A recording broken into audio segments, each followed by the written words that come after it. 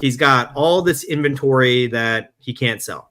He can barely walk. He's super nice gentleman, super kind, but doesn't have a family. Doesn't, like the hobby is his life.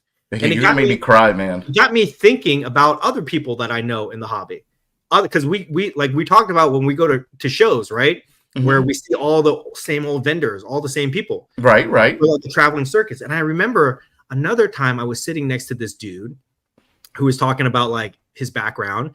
And he's like, yeah, I've been doing shows for like 20 years now, and I'm just so busy because I'm traveling every weekend, going to shows, this and that, right?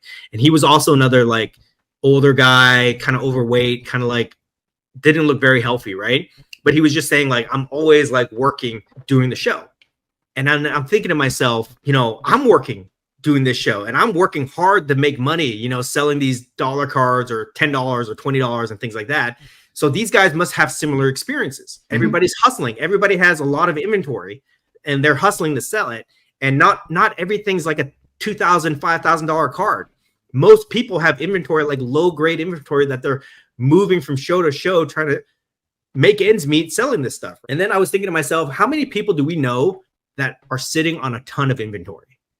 That they sell like you have all those boxes behind you, not in right now, but you have I got a ton of stuff, right? And we were just talking about this a couple of weeks ago about like, when do you sell your collection, right? When do you sell? So like, we know a lot of people that probably have a ton of inventory. And if you're trying to do this hobby full time, oh, there it goes. I think when people do, I think if like, I don't know what happens.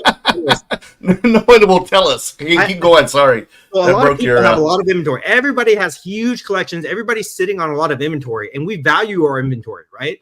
Right. We might say, I have $100,000 worth of inventory or $1 million worth of inventory.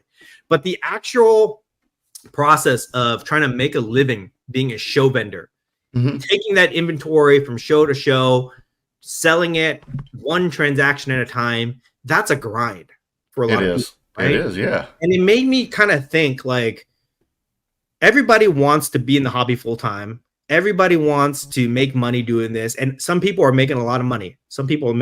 But I look at the OGs in the hobby that have been doing this for a while. I don't think a lot of them are well off, dude, to be honest.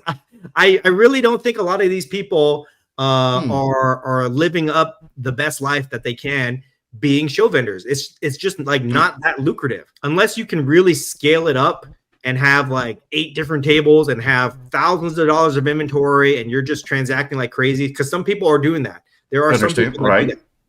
Most of us are single, are like single table, 2 table vendors, just bringing whatever we have to shows, trying to get rid of it, buying more stuff because we're addicted to the hobby, and that's the life we live.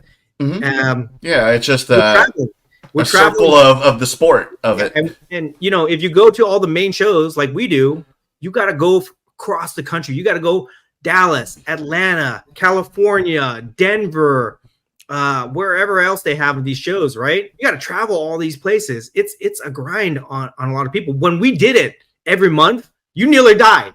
Okay, in 2021, when we did it every month. There's a podcast called Between Two Slabs. They consume mass media. It seems so sad. It's the great curator and Merlin.